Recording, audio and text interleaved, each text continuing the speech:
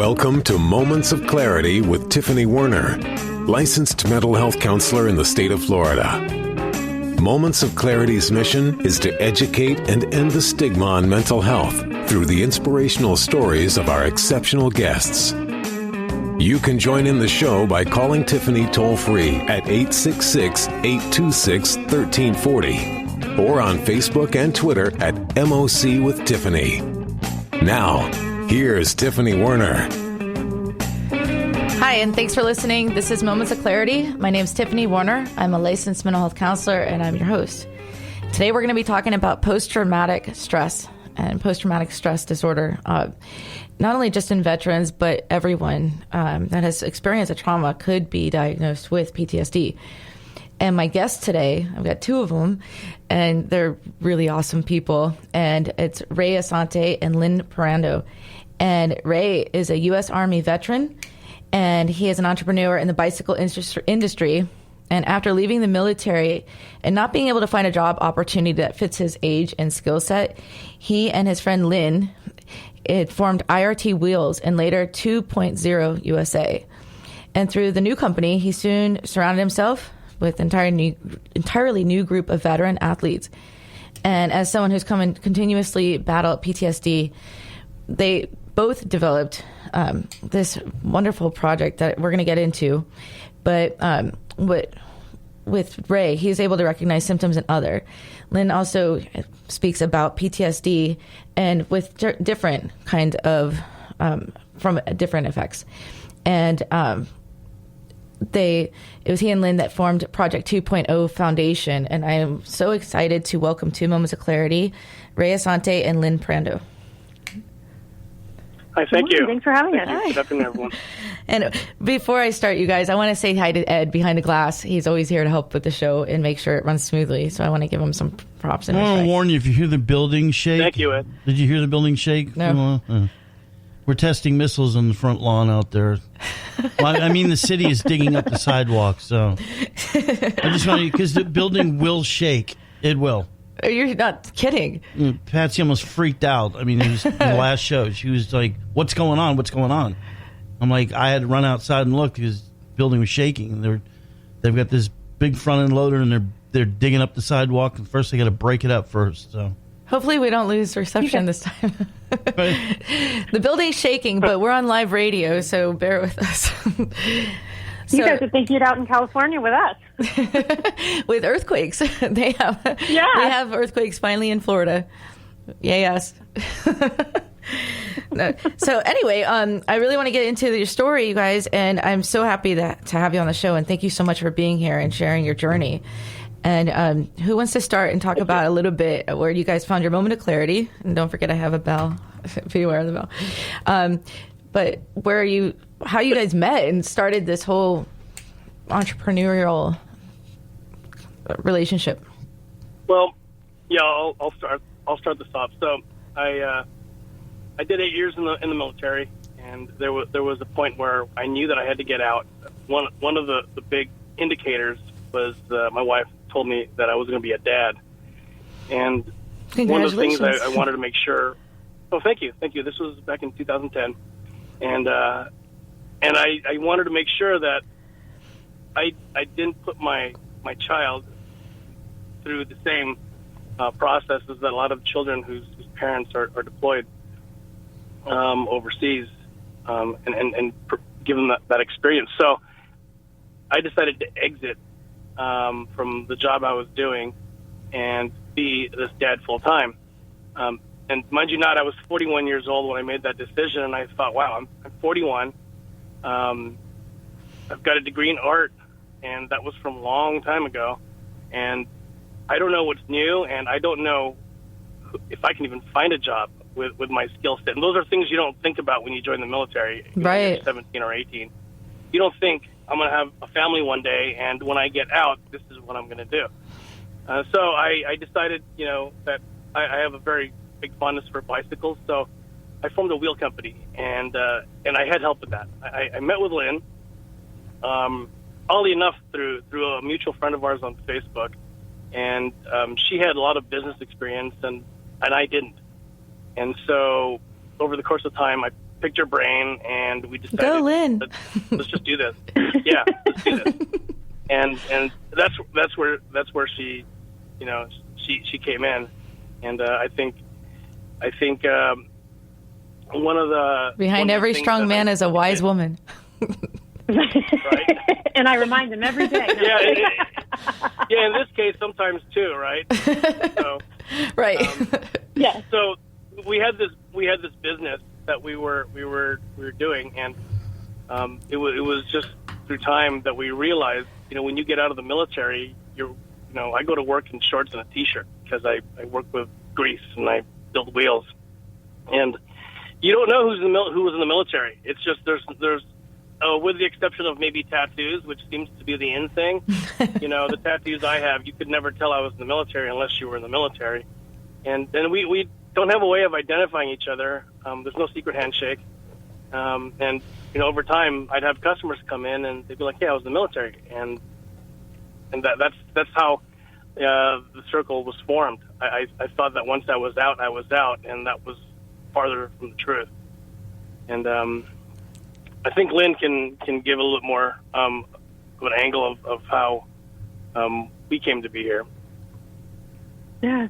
Well, it was really fun. So from the point where we had met through a mutual friend, through my life at that point, I was getting ready to go back in the workforce. I had taken some time off to have some kids, both of my daughters, and was going through starting towards the marital breakup.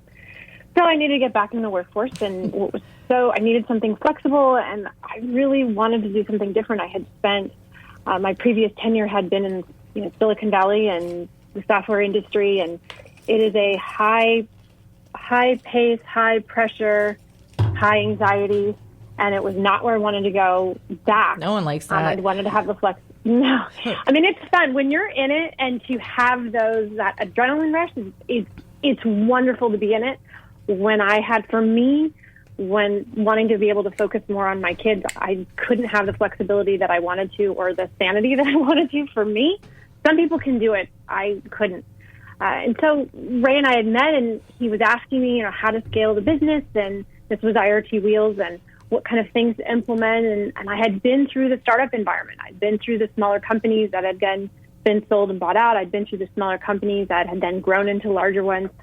So we sat down and just kind of bounced off ideas, and I never left. That was 2011. And it's working then. Nice.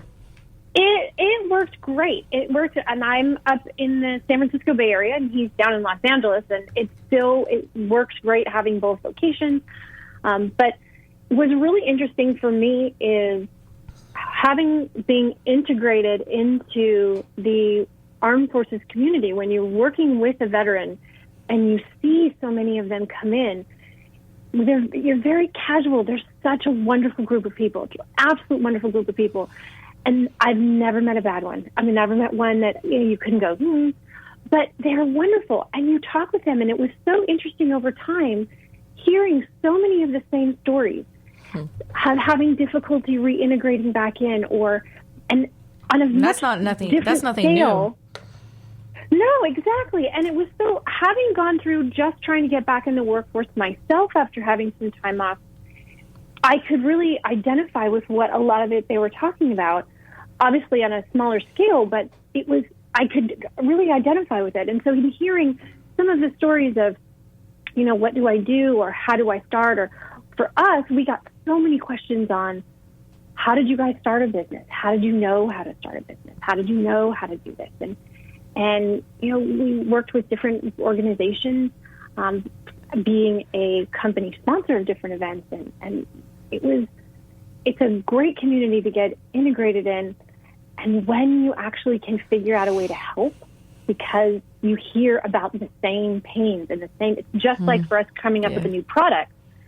When you hear the same pains and you hear the same questions, and finally, Ray and I looked at each other and went, we could really do something with this. Like, how can we really help them? And, it was like literally one morning, us sitting there over a cup of coffee with a legal pad, sketching out, we could do this and we could do this. And we could end up doing some of these athletic events. We have these resources.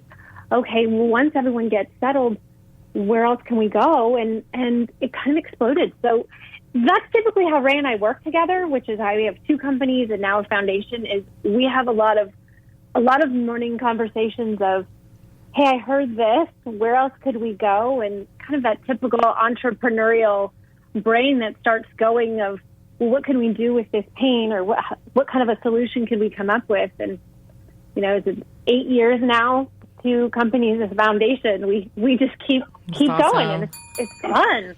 And they all help people too. And I want to get into all of that. If you guys listening want to chime in, you can call in. It's 866-826-1340. If you or anyone you know is struggling with post-traumatic stress or PTSD of any kind, you can call in and talk to us. 866-826-1340. But so Ray, how did you come up with business ideas? I know you have your own unique style. Well, I think, one of the things I can say is that when people say, what is it that you want to do in your life, the honest, and this is just my take and my perspective, is that you're not supposed to know what you want to do in life. I think the journey of trying to find it is the experience. If someone will ask me, are you where you want to be in life? Have you found what you're looking for? I will always say no. And that doesn't come from a place of trauma. It just comes from a place that I feel I'm trying everything to find out exactly what it is I want to do. And it may not be one thing. And for example, I enjoy being around professional athletes. I enjoy being around our customers. I enjoy talking to people about whatever technology it is that we're in. Excuse me. But I don't. It's always good to get that paycheck, and it always helps you sleep better. Mm-hmm. But I find myself sleeping much better when, like, for example, I've helped someone off the ledge. Right. That to me, it's like I can sleep now. I don't have to be up until 3:00 in the morning, worrying. I just helped someone here, and tomorrow's going to be a better day because then it's taking that person on their journey. As far as business is, I kind of shoot off from the hip here. Like the foundation and 2.0, I started this thing, and then I sent Lynn an email saying, hey, we have a new company. And she's like, what? So it's just how I operate. What? Yeah, and then we go through feasibilities. Does this make sense? Does it not make sense? And next thing you know, it's just happening. So, but yeah, I think people should have a very neutral and step back attitude from what it is they're looking for, because there seems to be this stigma that if you're not doing what you want to do in life, that you're either not succeeding in life, or the word I hate the most is that you're just a loser, and that's not true. There's plenty of success that can be found with things that have nothing to do with passion or things that you're interested in. I love bicycles, but it has nothing to do with the love I have more for the brothers and sisters that, I served with. There's a deeper passion for me in that. I wish, going back into time, if I could go back into time and re-enlist, I probably would have gotten my degree first and go into some kind of medical profession, because, what you're doing is what I wish I could do. And in that case, I have to provide a different type of therapy. Lynn and we provide, this program. So, do you want to help people on a more clinical and personal scale? Yeah, that's something that I'm already trying to do now. If I meet someone, or when I meet someone rather, that conveys to me that they've had these problems. Well, how do you cope with this and how do you cope with that? I always tell them, I said, look, if you want the answer to that, it's not like that blue pill or red pill from a Matrix. It's nothing like that at all. It's very simple. That's funny.